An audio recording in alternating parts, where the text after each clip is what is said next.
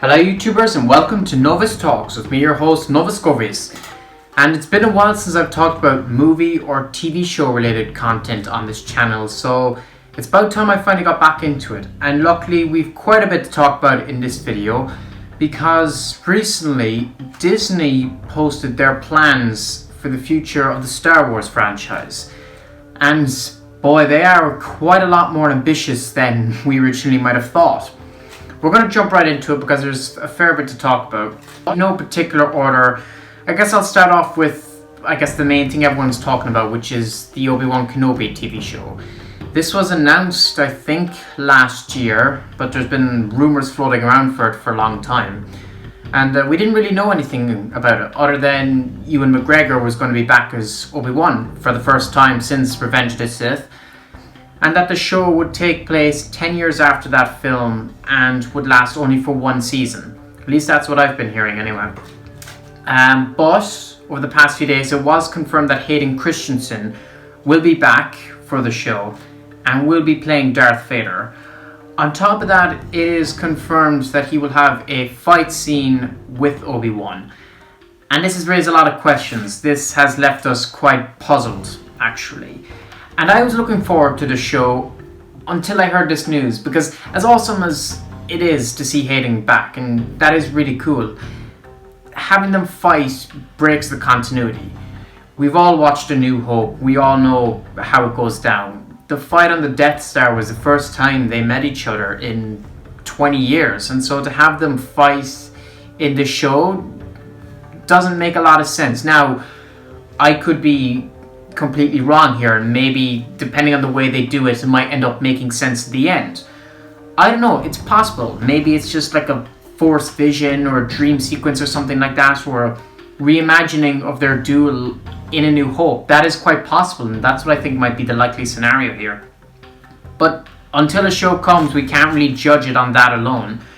But suffice to say, this show does sound like it will be interesting. There was an interview done with the director, Deborah Chow, and I think Ewan McGregor as well, and they were saying that something about Darth Vader's throne, there's concept of a watery planet which we think is Kamino.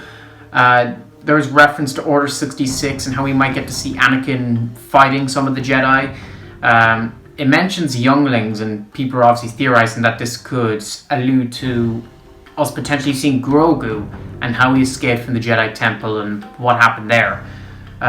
It's highly possible, I don't know. For now, that's just speculation, but it's definitely going to be interesting to see how that plays out. Apart from the Obi-Wan show, they finally announced the live-action Ahsoka Tano series. And this is a long time coming. This is really cool. This is being done by Dave Filoni and Jon Favreau again. So it couldn't be in any more capable hands. I am excited for this. Ahsoka is my second favorite Star Wars character, second only to Darth Maul. The one grievance I have with this is, and this is a minor thing, the fact that Ashley Eckstein is not going to be voicing her again. Rosario Dawson did a fantastic job in The Mandalorian, but I think they need to tweak the physical appearance, such as like the headdress and stuff, a bit more to make it look closer to what the character is intended to look like. And also, I'm nitpicking here, but the voice, even in Rise of Skywalker, for Ahsoka Tano's cameo voice appearance, it was Ashley. And so to have Rosario instead of Ashley voicing her kind of doesn't feel 100%. Those minor grievances aside, I'm looking forward to see where Ahsoka's story goes next, and if it leads into the sequels and where she's going to be during that time. Is she going to find Ezra? How is Thrawn going to play into this? So much there, and it's going to be really cool to see how that plays out. So the next show is one I'm extremely excited for, The Acolyte. It's one a lot of people are kind of glimpsing over, but this has me extremely excited, and this has faith in Disney restored for me, because The Acolyte is set 500 years before The Phantom Menace, at the end of the High Republic. So we're in an area now, and this is live action by the way, we are in an area now that has never been explored in live action form before. We're going to see an area where the Sith didn't exist to the general public. Like, the Jedi thought they were gone forever. You know, the public didn't even know about them. There were worshippers and people who wanted to discover all the secrets and stuff, but in terms of actual Sith Lords, they were all in hiding. And based on the title, we can speculate that this is going to focus on Darth Plagueis, or maybe, since apparently it's a female-led show, I believe, maybe Darth Talon is thrown in there, or maybe they connected to Darth Bane, all this kind of stuff. People have speculated a young Palpatine even. And also, this, interestingly enough, allows them to bring back Yoda without having him to be a Force ghost, because Yoda would be in his prime at this point in his life. So there's a lot they can do with this show, and I'm really excited, and I can't wait to hear more details about it. That is the main one I'm hyped for, because I think it takes a lot of balls for Disney to go live action in an area like that. Because, you know, with the sequel trilogy of movies, and I guess with the TV shows they're doing as well, they're all centered around the original trilogy. Disney are too afraid to go from what fans recognize, because the backlash from the prequels came the fact that they weren't as recognizable to older fans as the original trilogy was. So I guess Disney were in that mindset for a while, and to see them doing a show like The Acolyte, that to me has me really excited, because there's going to be new ideas. It's going to be fresh. For the most part, hopefully, we won't have to worry about continuity problems or anything like that. So there's a lot of room to play around with new ideas and experiment story-wise. So I'm really excited to see where that goes. They also announced a Cassian Andor series. Personally, I couldn't care less about this. I despise Rogue One. I couldn't care about any of the characters, let alone Cassian. This series, I'm not even going to watch it unless there's some significant detail to it. But as I said, completely despise the movie, so the show has no appeal to me whatsoever. But I'm sure it's going to have its fans. Correct me if I'm wrong, but for the most part, I don't think any of these shows so far have known release dates. Obviously, 2022, 2023 is the realistic thing to keep in mind here, but I don't know. Maybe there is something and I'm just missing it. You can let me know down in the comment section below, obviously, if I've missed something there. A Droid Story. This one kind of threw me, because out of all the options they're doing, this one seems the most nonsensical. This is a show centered entirely around R2 and C-3PO and a friend they meet or something.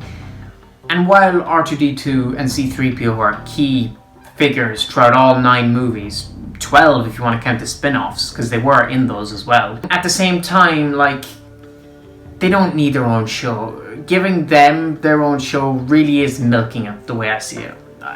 There's no reason to give them the show. It doesn't feel natural. It just feels like you're going to be kind of pandering with that. And I can't see it being too interesting. But I don't know. Maybe it comes out and it's fantastic. Who knows? I don't know. Disney have done a lot better with the shows than they have with the movies, as we've seen. There was a Lando Calrissian series and an anime series titled Star Wars Visions. So the Lando Calrissian series we know absolutely nothing about. We don't know if it's set between Empire Strikes Back and Return of Jedi, or if it's before that or after. Your guess is as good as mine. How I feel about that, again, it's not one I particularly care about.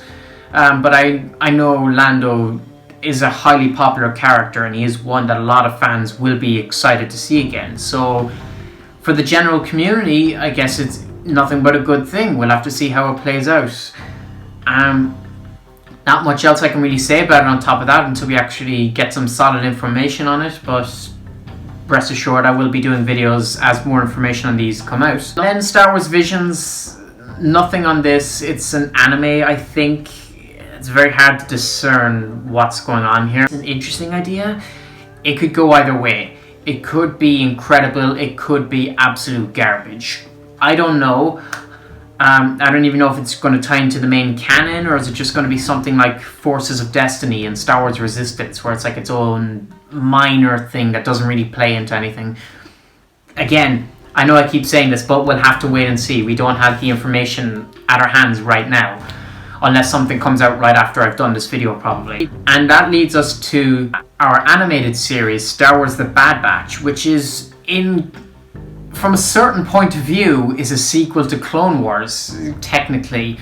I even love how at the end of the trailer, because this was the only one with an actual trailer, that they had like the Clone Wars logo fade into the Bad Batch. That was really cool. But the trailer itself, they're continuing with the Clone Wars art style, which I think is really cool, and it's going to feel like you're keeping the spirit of the Clone Wars alive in that sense. They're keeping that going. It's going to be about the Bad Batch, these characters, these clones that were introduced in the first episode of Season 7 of the Clone Wars. And we didn't learn anything about them other than they were kind of like malformed clones or something. They weren't proper clones, so we presume they don't have the inhibitor chips, and that the Kaminoans didn't waste their time with them. Because when Order 66 happened, we never saw them again. We don't know what happened. There's no mention in the original or sequel trilogy, so anything could happen with them. It's going to be interesting to see what happens. And, you know, there wasn't a lot of reasons to care about them in the Clone Wars, but with their own show, I think there's going to be some reasons to care, and I think they're going to do these characters some justice, and it's going to be really cool, as I said, not only just to see that art style and that world back, but in a way to pick off right where Clone Wars left off. I'm really excited for that, and I can't wait to see what happens with that storyline. That's it for shows, but that wasn't the only thing they announced. They announced a new movie. The next Star Wars movie is going to be titled Rogue Squadrons and is releasing in 2023. Apparently Rogue Squadrons are novels, and I think there's games as well. I have no experience, no knowledge of anything in this area of the canon, so this is completely foreign to me. I do think general audiences will get very confused with Rogue One because of the title.